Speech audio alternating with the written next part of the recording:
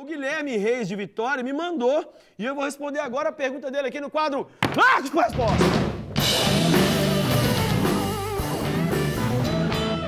A pergunta do Guilherme, hein? Vou ler.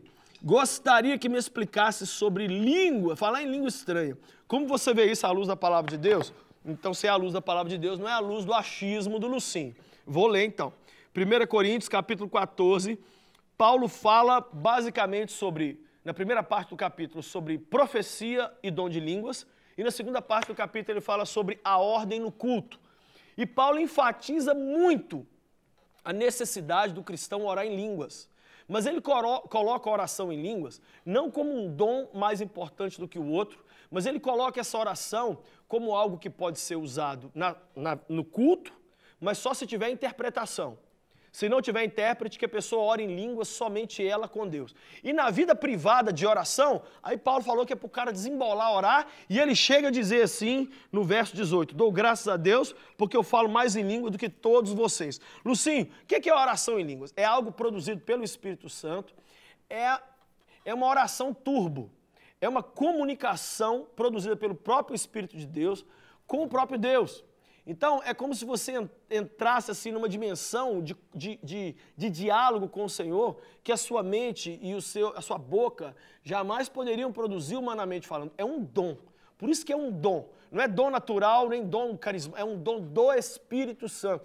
Ele vai produzir isso em nós. Lucinho, o dom do Espírito, dom de línguas, é para hoje demais da conta. Demais da conta. A oração em línguas, na minha vida pessoal, é algo que eu utilizo constantemente. Inclusive, um dos versos que tem sido assim, um verso que é um verso que me orienta muito na minha busca de Deus, é o verso de número 15. Olha o que Paulo diz. Então, o que farei? Orarei com espírito, mas também orarei com entendimento. Cantarei com espírito, mas também cantarei com entendimento. Posso te dar uma dica para você ter um momento de oração completo? Fala com Deus em português e fala com Deus em línguas. Canta para Deus em português, canta para Deus em língua. Quero ver se você vai pegar tudo, brother. Então, pede a Deus esse dom. É um dom dado pelo Espírito Santo. Você não vai ouvir um irmão e sair falando Sila Malafaia, Sila Malafaia, Sila Malafaia. Não é assim. Não é uma repetição de uma palavra, né? Não é um... Fala Chile, Chile. Um dia eu ouvi um pastor falando com o irmão. Fala comigo, Chile, Chile, xere, xere, Chile, Chile, xere, xere. Pra ver se o cara saía desembolando alguma coisa. Não é isso. Não tem que forçar a barra. Não é uma produção humana. Não é um choque elétrico. É o Espírito Santo que vai produzir. O que ele está falando ali? Ele está falando com Deus diretamente sobre aquilo que nós precisamos. Muitas vezes em português a gente está orando assim, Senhor...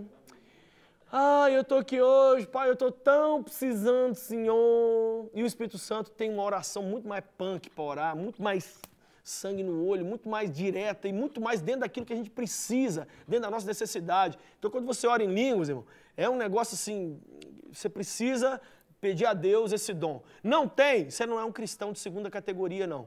Você não precisa se sentir envergonhado, mas é um dom a se buscar. Assim como o dom de profecia, que é colocado aqui por Paulo como um dom mais importante do que o dom de línguas, né? Então, busca o Senhor, fala, Deus, eu quero os dons, quero hoje na minha vida, quero essa oração em línguas, tanto para eu orar na igreja, quanto para eu orar na minha vida privada particular. Pede isso para o Senhor e que o Senhor te dê esse dom maravilhoso e tudo que tiver do Espírito Santo vai ser demais, ok? Manda para mim a sua pergunta e eu sempre vou tentar responder aqui à luz da palavra do Senhor.